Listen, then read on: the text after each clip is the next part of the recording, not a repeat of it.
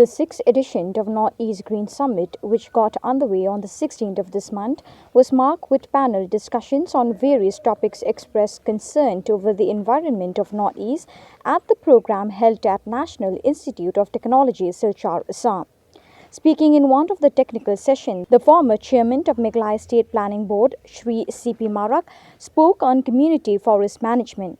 Marak also said the Northeast region is of importance as it is the paradise of all important plant species, including flora and fauna. He said the Northeast region covers 25% of the forest cover of the country. Unlike in the other parts of the country, 50% of the forests of the Northeast region are managed by communities. He, however, said this trend is rapidly changing because the forest management is gradually shifting to the individuals. Once again, good morning to each one of you present here in this hall to listen to the deliberations on the community forest resources under the Forest Rights Act of 2006 and similar provisions in the scheduled areas of the Northeast area.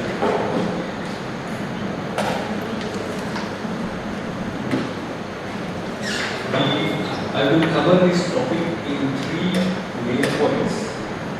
Number one will be on community forest. Number two will be on the forest rights under the FRA 2006. And major point number three will be on similar provisions on community forest resources under the 6th Schedule to the Constitution of India. So these are the three main points under which I will cover this. It is a very, very vast topic. Anyway, how much time I can take?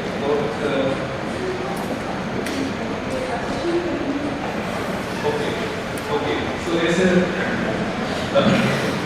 So as a first speaker, I have the privilege of probably engrossing the time also. Okay. The three main points. Number one, to set the context under which we will be discussing this topic. We have to understand the community forest in the Northeast India. Second, the newly enacted Act of course not so very new, 2006, the Forest Rights Act.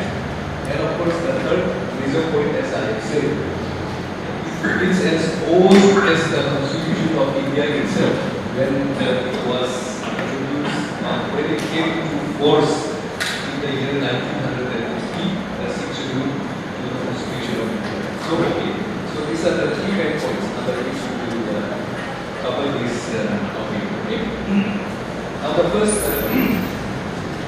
major point is community forest. Now to set the background, as I said, to set the context in which this topic becomes relevant for us. So we will consider some of these points here, the characteristics of Northeast India, what are the forest types we have, and what is the extent of community forest in Northeast India, what is the kind of forest holding, and what are the challenges to community forest, June, and land use trend, research on the community forest management system, and what does it imply on the community forest, and if you are to manage this, what is the management projects, how do we strengthen if there is weakness, and what are the actions then we can think of for recommendation as far as the first topic or the first point for community forest is concerned. Okay. Now look at this map.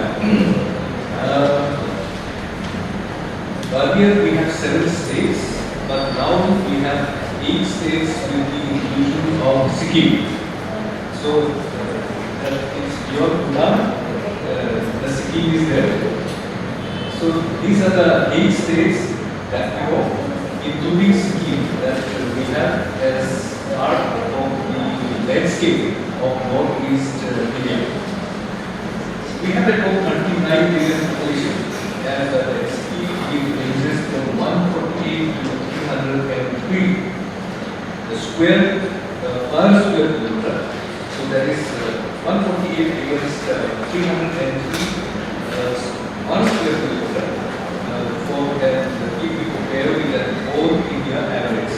So therefore you can see that our population density is still maybe 50%, half of what is there in the rest of the country. We are sparsely populated region as far as the northeast is concerned.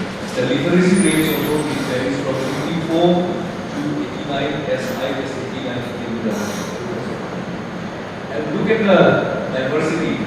We have more than 225 tribes in the northeast India. We have just about 8% in the coming of Sikkim with us, about 8% of the country's geographical area. India is such a big country, and out of that, the area that we know as Northeast India is just about 8% of the rest of India. Then, if we talk about the forest, 1/5 of India's forest exists here in the Northeast India. That is why we are being highlighted that we are sitting on the map of Mother Nature. Okay? So 1/4 of the total forest of India is just 8% of the total geographical area. So you can see the importance that the Northeast plays as far as contribution to the forest cover of the country, contribution to the carbon sequestration of the country, and so on. All those ecological services that can be derived from the forest. We are mostly mountainous. Barak Valley, where we are sitting today, Brahmaputra Valley, from where we came. So these are the two major plain areas, and surrounding this is all hills, right from narrow hills. It is like a you can say hockey stick. It is like a letter J. So narrow hills, then you make a U-turn. Narrow hills, then Kasi hills, then there is Malayan region, then goes to Meghalaya, then Meghalaya, Arunachal Pradesh, then you go to Bhutan, you go to then you go to Bhutan, then Darjeeling area, then Sikkim, and then Western Himalayas. So we are part of Eastern Himalayas. Okay? And therefore the biodiversity is also very, very rich, but the pressure is also very high. If we talk about the climate, we have right from you can say the hot, humid summer up to the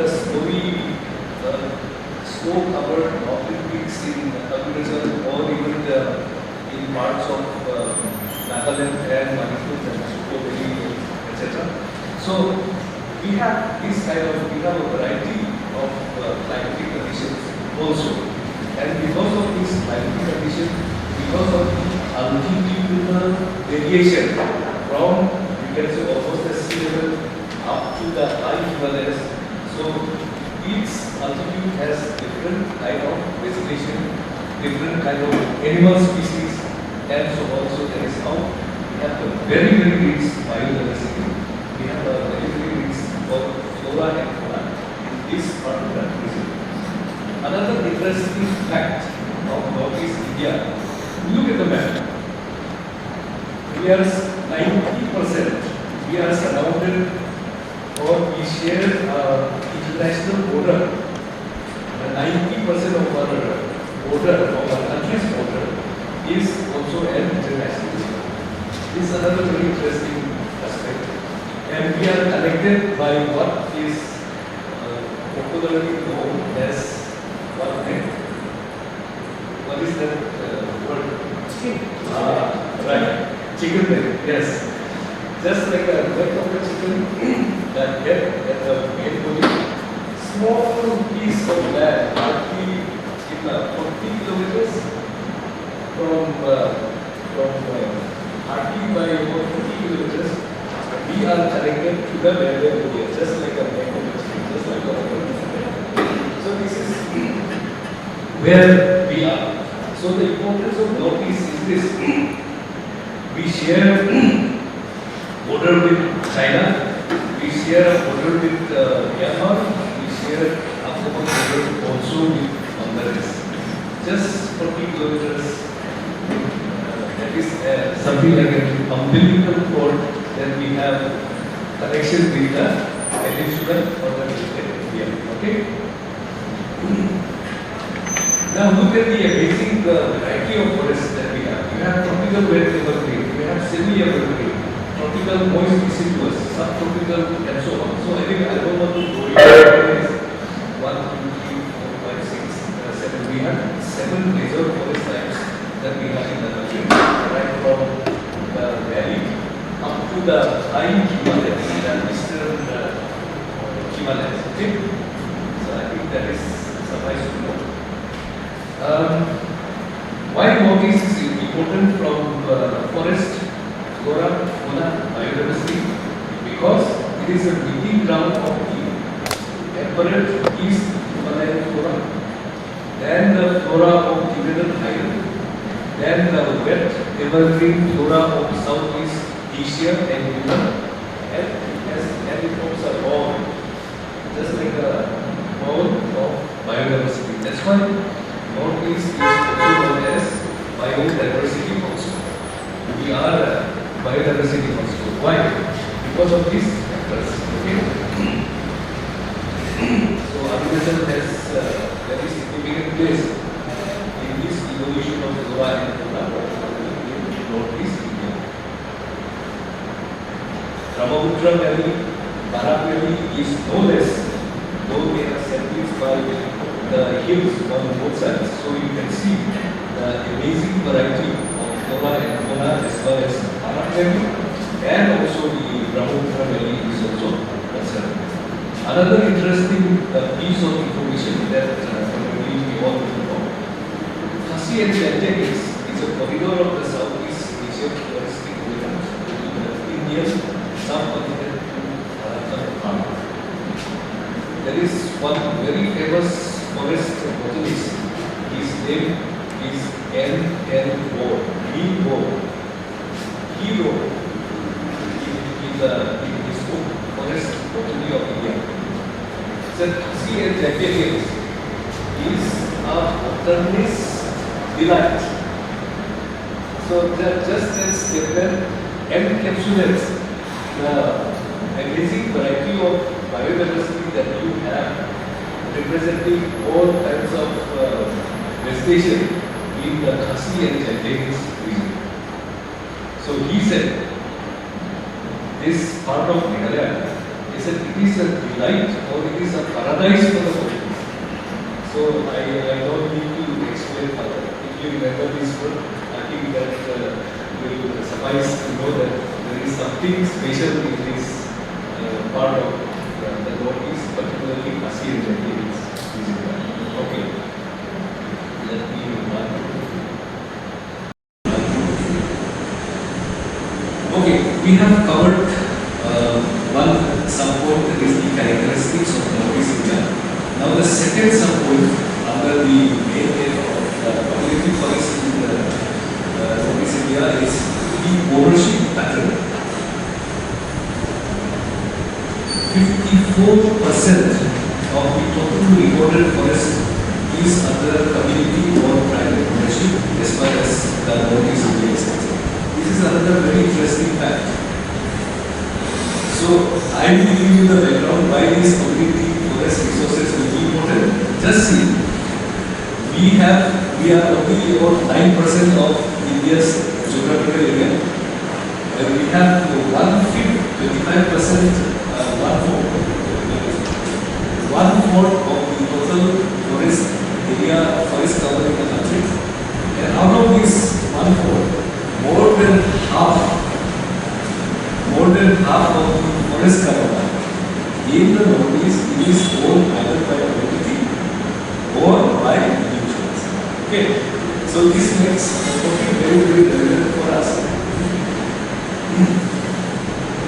And this ownership of land and forest, this ownership of land and forest is also recognized under the district council rules, under the village reserve, under the provisions of Assam Forest Regulation Act of 1891, and the respective states forest regulation, which is an adaptation of the Assam Forest Regulation Act of 1891. Then we cannot but help promote chewing, because chewing is it's a way of life for many of us, especially those who are veterans, at any point of time. Okay, at any point of time, about 15.5% of the forest land in the northeast is under some kind of due cultivation, shifting cultivation. In mainland India, they call it mono cultivation, and so on. Then there are many terms. Some they call it slash and burn and so on. So there are many terms. But here in the northeast we use the word Joe. So at any point of time, about 13% of the forest land will be under some kind of shifting cultivation. Okay? And so this is how why the community forest is important. So shifting cultivation also takes place on the community land. Okay? Now look at the forest. Now we come to the third subject. Look at the forest. In Arunachal has more than actually 80% under forest cover. Assam is about 35, now 26. Manipur about 77. Meghalaya more than 77. Mizoram also 25, 90. Nagaland 50. And Tripura 76%. Total about 2/3 of the total geographical area of northeast is under forest cover. And as per the national forest policy, we say that 1/3 should be under forest cover, and in the hills it should be 2/3. So if we go by the mandate of the national forest policy, then we can see that the northeast is more or less we have green cover, which is clothing our hills and our valleys. Okay. Now the interesting part is the column number 3. Overall, we said that 54% of the reported forest area is in the hands of the private individuals and community. Okay. Now, that was an average. Now look at Arunachal. Very high percentage under community control. Assam also, 1/3 is in community control. Manipur also 2/3. Meghalaya is more than 90%. More than 90% of the forest area in Meghalaya is actually in the hands of an individual or community. State forest we own hardly about 5%, 5 or 6%. That's all. Then Nagaland also, just see.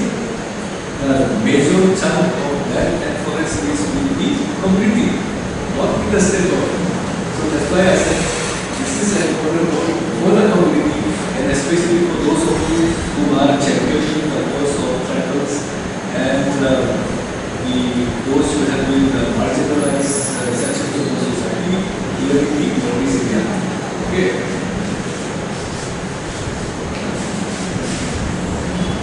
The next sub-point is the challenges to community forest. I will keep going because I have to respect the time of the other panelists. We have population pressure is there, and the traditional institutions who were managing this forest right from forefather days. So somehow there is a weakening of the traditional institutions. Traditional institutions were there. They will allow land. Okay, Mr. A will do the joining in block number A. Mr. B will do the joining in block number B. So like that, our traditional institutions, they allow land for joining or for any other purpose. So that's what they do. Okay? But the traditional institutions, they are also beginning. There are many reasons for that. Commercial exploitation of timber in this completely forest area, and land tenure ownership both is with the people, but we have not done cadastral survey. We have not done cadastral survey, so I don't know exactly who is owning how. Same situation probably in the, particularly in the hills in the United States. We have not done cadastral survey of the land. So, if somebody will ask, tell us the land use data, we will not be able to give that kind of land use data. Because we have done the cadastral survey. Okay? Then the next important point is privatization. Sadly, the community ownership of land is slowly shifting towards private control, more private control. So, privatization of land, that is taking place slowly, subtly, and it is happening. So we are losing a lot of community land for private individuals. So that is also happening. That is called communal land privatization. That is happening. Then okay, other words are not now look at the. I don't have the latest figure of June. This was the last data that we have had from the Forest Department. June area, you can see that agriculture, they have 4.5, Assam 4.8, 20.7 in Manipur, 18% in Meghalaya, 23, Nagaland, 25, it's very good.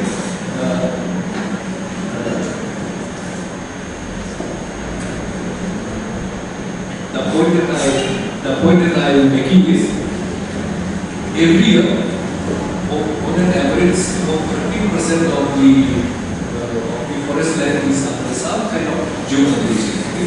So if you can remember that, I think that should suffice. Okay. Now the next sub-point on the community forest is the land use trends. There is a confusion about the data. Some say that June is increasing, some say no, June is decreasing now. So the truth is somewhere in between the two. Somebody says it is increasing, somebody says no, it is decreasing. But as I said, the reason being, we do not have the cadastral survey of the land. So I can't give, we don't have the authentic data. So to say whether it is really increasing or decreasing, but definitely there is a truth lies between the two. Soil fertility, the soil erosion, how it washes away all the topsoil, the nutrients. 1 inch of soil requires hundreds of years, but in one spell of rainfall, the entire work of hundreds of years is washed away maybe to organized plains, and then we use the topsoil of the region. So this is what is happening. Then the decline in the availability of forest products and forest produce, forest product services, and falling income from agriculture and forest, and rural people becoming poorer, community lands are being converted into private lands to land I have mentioned. So these are the trends that we see in the use of land. These are worrying trends. I hope it doesn't slide further, but this is the trend that we see as far as the land use in the Northeast is concerned. Okay, privatization that we have. One of the environmentalists, David Lai Sketri Lai Indigenous Cultural Society, speaking on forest resources under Forest Act 2006 and similar provision for 6 scheduled areas of northeastern region, said the non-tribal dominated state of Assam was very generous to provide land for the tribals. He termed this as Big Heart so that harmonious existence between non-tribals and tribals can grow. He also said, but this is not happening in the tribal state where the forest dwellers who gave away their lands were treated shabbily by the state government. And their forest exploitations by China and other foreign countries. And he is trying to create awareness among his countrymen so that they can come together and then like Tanzania forest, Tanzania timbers, all these things that the Africans can have their maximum benefit. So it is relating to our Forest Rights Act also. This is the same thing. How do the traditional people, scheduled tribe people get benefit out of this forest? That is the thing. And in his word, he famously says, and I quote, he says, democracy is where the minorities have their say. But the majority have their way. Today, as Sam has rightly spoken, Northeast, we are the majority in forest. But when it comes to population and MPs, we are minority. So we are having our say all the time, but due to our minority in the structure, system, things are not as it is. They are having minority in the forest side. We are having the majority. But our say is our say. But their say is that. They are doing their own way. So that is what Professor Ombidi also said, and I also like to quote. So you look at the lives of our Northeast people. Look at Mizoram. Look at Khasi. Nartian is a holy jungle forest. All our ancestry, all our lineup is linked to forest. We breathe in the forest. We live in the forest. Like Prime Minister Modi said in the National Tribal Carnival, where I was also a part of it.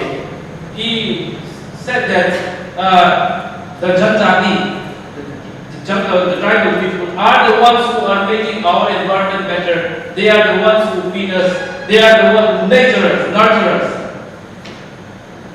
If you look at the community of the Garos, it is, let me speak, to put things lighter. Some people used to ask me, David, why you are so much backward in your backward in this? I said to them, hey, look, my ancestors, they used a stick to clean this. Now I may be using this, but I am still that child. So I have to keep preserve who I am, my originality. So same thing is, if you look at the entire Northeast, even the sound of the birds chirping, chip, chip, chip, chip, will tell our ancestors whether our families are coming or not. Near and dear ones are coming or not. When the birds chirp also, they can understand from the wind also, somebody is going to die. From the stars, from the sun, nature is in us. Nature is in us. So, but when the British came, they started to change the concept. Like Sam has said, putting name like timber. You put the name that the value of the timber looks like soaring and the others are big. So that thing is there. So Article 224(2) and Article 275(1) of the Indian Constitution of India, famously it is known as the 6th schedule to the Constitution of India, has a provision for the tribal areas in the state of Assam, Meghalaya, Tripura and Mizoram. The drafting fathers of our constitution have made a 6th schedule. And of this schedule, paragraph 3 of this schedule gives the provision for the council, district council and regional councils to make laws. And subparagraph 1 and subparagraph 2 is concerning forest. And paragraph 3 defines what is meant by forest. That is not the reserve forest. But I am coming from autonomous council, so I know the real insight of what is going on there. So in the autonomous councils, what happens is that our politicians are very land grabbers. Like Sir have said, why? Why the 90% of the forest land belongs to the privates? They are grabbing land after land. If they know that the road construction is going to happen there, then they will make the land grabbing.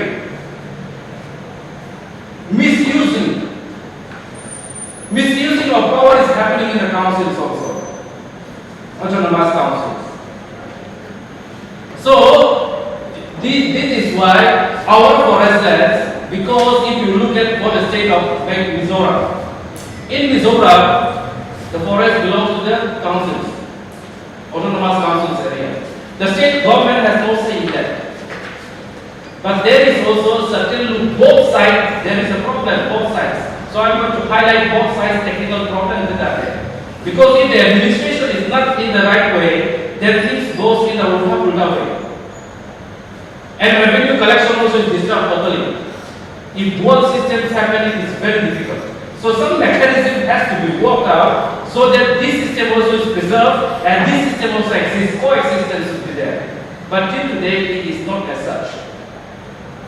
This is the grassroots reality and the ground reality. So, here, in order to protect the autonomous councils, the paragraph 2BA is giving power, Chief Schedule I am talking about, is giving power to the governor of the state in consultation with the Council of Ministers. He has the right to approve the laws made by the councils. But if you look at 2BB again, 2BB, 20BB, in 20BB it is for the state of Tripura and Mizoram special, because it happened in Mizoram during the insurgency time, during the MLF times. The MLF were not in a favor of the Lai, Mara, Chakma, Bru, Riam. These people also should exist and they should have their own say. So they want to demolish this council. They want to destroy it. That is why today also we are still fighting the 125th constitutional amendment for the rights. But the government of India said, no, these people should exist. So in the peace accord, Mizoram peace accord, it is clearly mentioned that the state government should see that these councils exist and they coexist.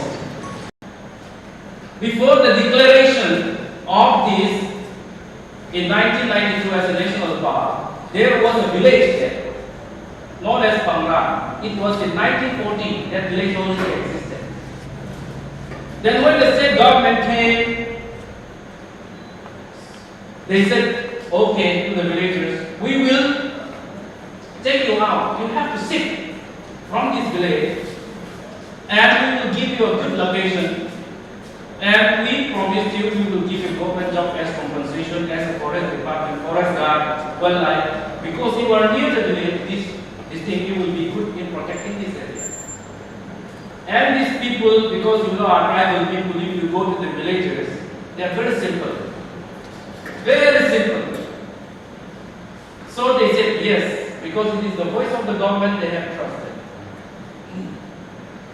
And they were taken out and put in a park of the YLA, Young Life Association Park was there, of the Sangha village. And after their settlement till date, they don't have a land to cultivate. They are not allowed to go and pluck even these bamboo shoots from the national park. And then our efforts and KPI efforts, we have been introducing this honey cultivation process. Because there is no other way. And the land where they are settling their houses doesn't belong to them. It belongs to another village. Until then, I have been fighting for these people.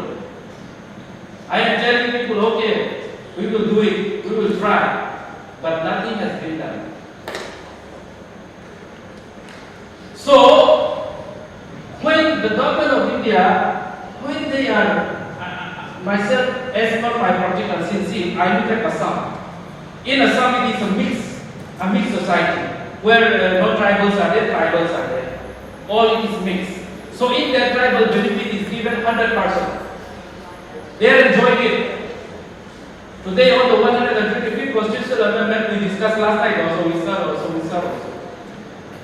What happened is in Assam and Tripura, because it is mixed culture, they are saying we are ready.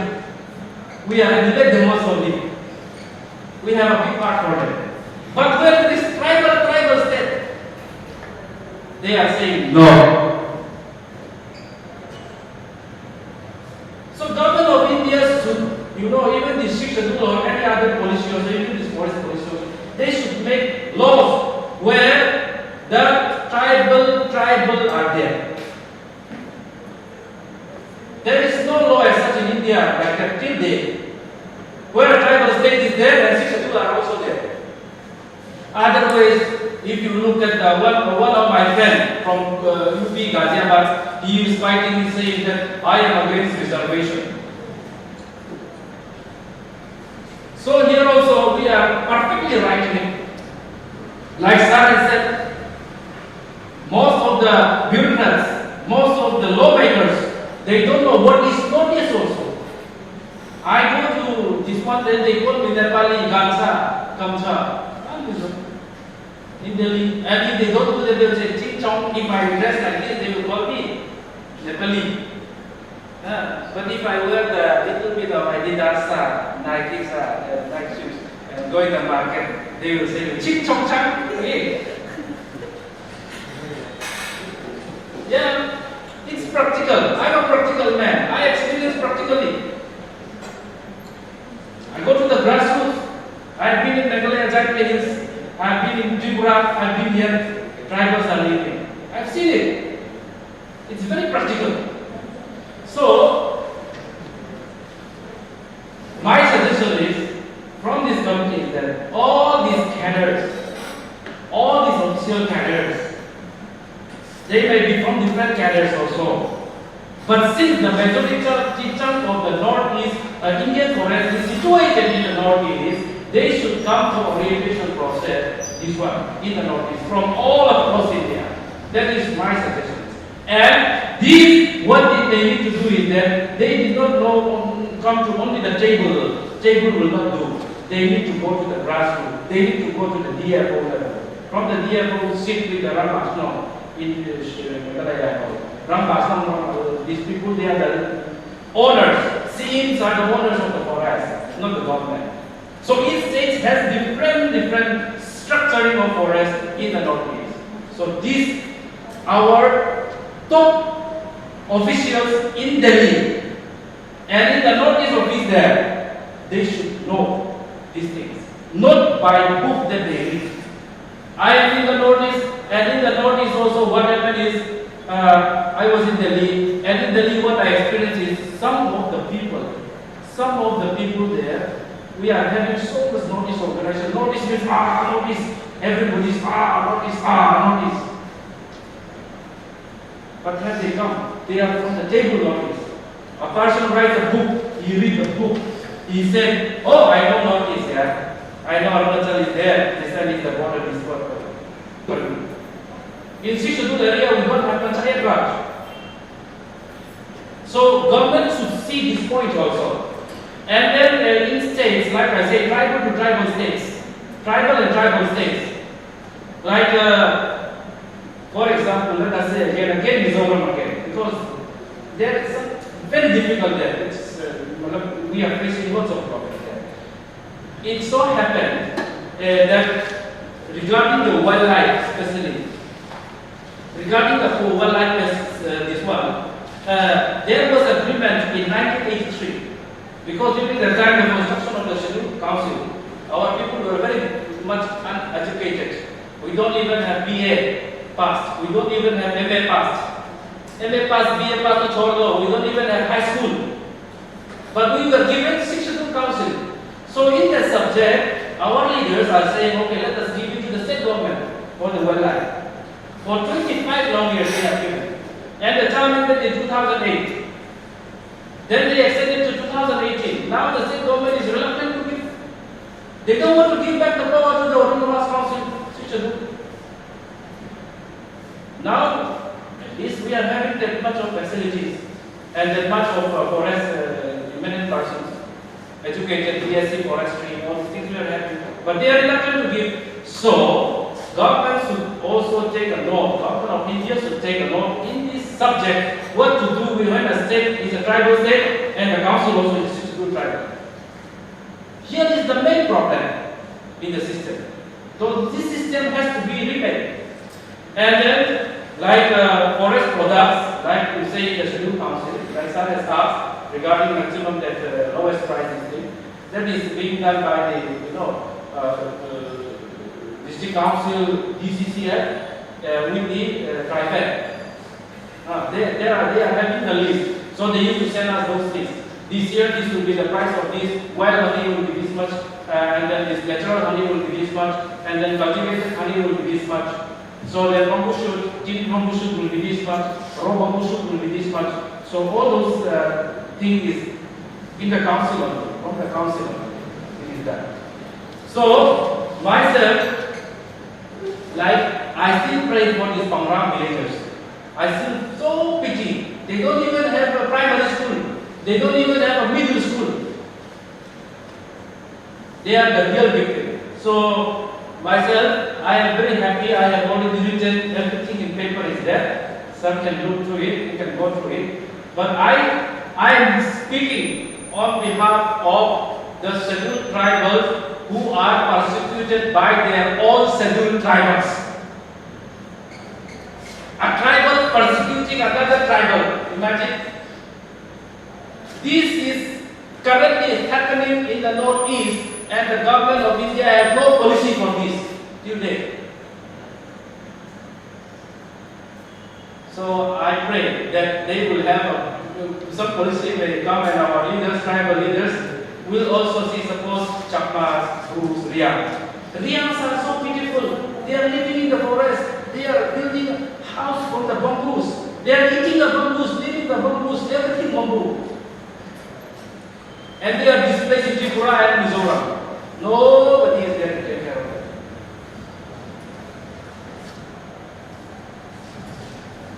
So how do we become broad-minded like the Tripura and Assam? That is what the government of India also should think.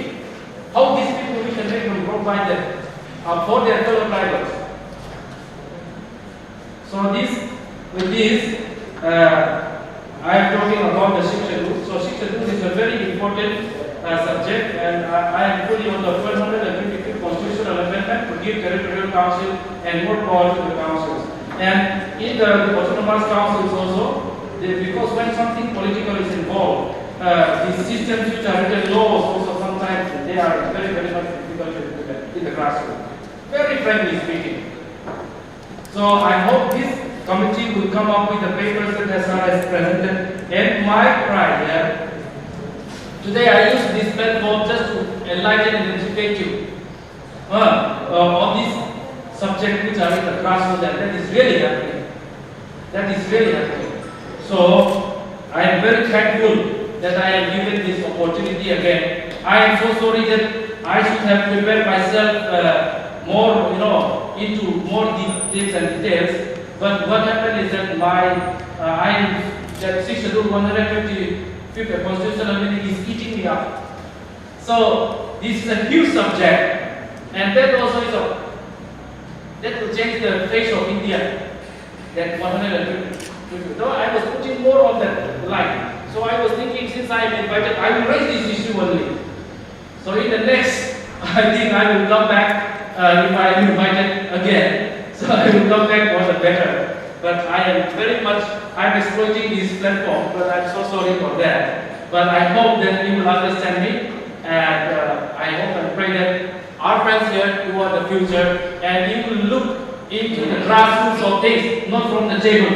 Table things is very difficult. You will become only a good man and a soft person. You will not know what is inside. And we are happy that I am always learning from Sir.